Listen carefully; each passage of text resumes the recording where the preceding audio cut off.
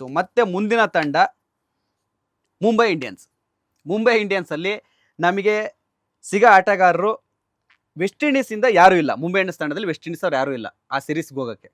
ಇರೋದಿಬ್ರು England ಅವರು, will Jacks ನಮ್ಮ RCB ಮಾಜಿ ಹುಲಿ, ಮತ್ತೊಬ್ಬರು ರಿಸ್ ಟೋಪ್ಲೆ. ಸೊ ಇವರಿಬ್ಬರ ಅಲಭ್ಯತೆ ಮುಂಬೈ ಇಂಡಿಯನ್ಸ್ಗೆ ಯಾವ ಥರ ಸಮಸ್ಯೆ ಆಗುತ್ತೆ?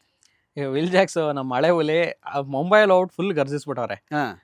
ಅವರು ಏನೇ ಇರ್ಬೋದು, ಬಟ್ ಮುಂಬೈಲಿ ಇವಾಗ ಎಲ್ಲಿ ಒಂದ್ ಮ್ಯಾಚ್ ಅಷ್ಟೇ ರೀ. ಹಂಗ್ ನೋಡಕ್ ಹೋದ್ರೆ ವಿಲ್ ಜಾಕ್ಸ್ ಆಕ್ಚುಲಿ ಫೇಲ್ಯೂರ್. ಅದು ಒಂದ್ ಮ್ಯಾಚ್ 2 ಮ್ಯಾಚ್ ಅಷ್ಟೇ ಆಡಿದ್ದವ್ರು, 1 ಮ್ಯಾಚ್ 2 ಮ್ಯಾಚ್. ಬಟ್ ಅವ್ರು ಹಿಂಗ್ ಮುಂಬೈ ಅವರು ನಿಮ್ದು ಗೊತ್ತಿಲ್ಲ ನಿಮ್ಗೆ, ಅವ್ರುಗಳು ಹೆಂಗೆ ಸೆಟ್ ಮಾಡ್ತಾರಂತ ಗೊತ್ತಿಲ್ಲ. ಹೆಂಗ್ ಬೇಕಾದ್ರೆ ಯಾವ ಟೈಮಲ್ಲಿ ಹೆಂಗ್ ಬೇಕಾದ್ರೆ ಚೇಂಜ್ ಆಗಿ. ಯಾಕೆ ಹೇಳಿ, ಏನು ಬ್ಯಾಕ್ ಟು ಬ್ಯಾಕ್ ಸೋತ್ರು, ಬ್ಯಾಕ್ ಟು ಬ್ಯಾಕ್ ಗೆದ್ಕೊಂಡ್ಬಂದ್ರು. ಅವ್ರ ಪ್ಲಾನ್ ಇದೆಯಲ್ಲ, ಮಾಸ್ಟರ್ ಪ್ಲಾನ್ ಎಲ್ಲಿ ಇಟ್ಟಿರ್ತಾರ ಏನೋ ಗೊತ್ತಿಲ್ಲ. ವಿಲ್ ಜಾಕ್ಸ್ ನ ನೆಕ್ಸ್ಟ್ ಇಂಪ್ಯಾಕ್ಟ್ ಆಗಿ ನಿಲ್ಸಿ ಅಫ್ಕೋರ್ಸ್ ಮ್ಯಾಚ್ ನ ಗೆಲ್ಲಿಸ್ಬೇಕು. ಬೇರೆ ಬೇರೆ ಪ್ಲಾನ್ ಗಳು ಇಟ್ಕೊಂಡಿರ್ತಾರೆ. ಬಟ್ ಇದು ಬಂದಿರೋದ್ರಿಂದ ಗ್ಯಾರಂಟಿ ಹೊಡ್ತಾ ಬೀಳುತ್ತೆ. ವಿಲ್ ಜಾಕ್ಸ್ ಹೋದ್ರೆ ಮುಂಬೈಗೆ ಒಂದ್ ಸ್ವಲ್ಪ ಹಿನ್ನಡೆ ಆಗೇ ಆಗುತ್ತದು. ಓಕೆ, ನಮ್ಮ ಇನ್ನು ಅದೇ ಮುಂಬೈ ಇಂಡಿಯನ್ಸ್ ಅಲ್ಲಿ ಇರ್ತಕ್ಕಂಥ ಇಂಗ್ಲೆಂಡ್ ನ ಮತ್ತೋರ ಆಟಗಾರ ರೇಸ್ ಟೋಪ್ಲೆ ಬೌಲರು. ಅವರ ಅಲಭ್ಯತೆ ಮುಂಬೈ ಇಂಡಿಯನ್ಸ್ಗೆ ಎಷ್ಟು ಎಫೆಕ್ಟ್ ಆಗುತ್ತೆ? ಅವರ ಮತ್ತೆ ಅಷ್ಟೊಂದು ಇಂಪ್ಯಾಕ್ಟ್ ಏನ್ ಬೀಳಲ್ಲ ಅನ್ಕೊಂತೀನಿ.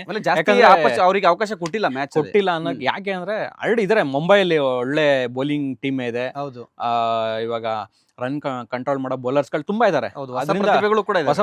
ಹೊಸ ಪ್ರತಿಭೆಗಳೇ ಮಿಂಚ್ತಾ ಇರೋದು ಖಂಡಿತ ಮುಂಬೈಲಿ. ಅದ ಕಾರಣ ಇವಾಗ ಏನ್ ಮುಂಬೈಗೆ ಅಂತ ಏನು ಅವರಿಂದ ಏನ್ ಇಂಪ್ಯಾಕ್ಟ್ ಏನಾಗಲ್ಲ.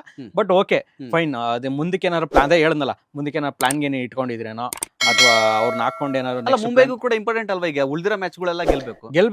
ಈ ಪ್ಲೇಯರ್ ಅಷ್ಟು ಇಂಪ್ಯಾಕ್ಟ್ ಆಗಲ್ಲ. ಬಟ್ ಅವ್ರಲ್ಲಿ ಇದಾರೆ ಹೆಂಗ್ ಬೇಕಾದ್ರೆ ಹೆಂಗ್ ತಿರುಗಿಸ್ಬೇಕಾದ್ರು ಬೆಂಚಲ್ಲಿ ಕೂರಿಸೋರು ಕರ್ಕೊಂಡ್ಬಂದು ಗೆಲ್ಸೋ ಕೆಪಾಸಿಟಿ ಮುಂಬೈಗಿದೆ.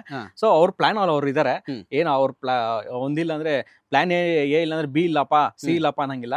ಅವರು A to Z ಪ್ಲಾನ್ ಮಾಡ್ಕೊಂಡೆಲ್ಲ ರೆಡಿ ಮಾಡ್ಕೊಂಡಿರ್ತಾರೆ. ಅದರಿಂದ ಏನು ಇಂಪ್ಯಾಕ್ಟ್ ಆಗಲ್ಲ.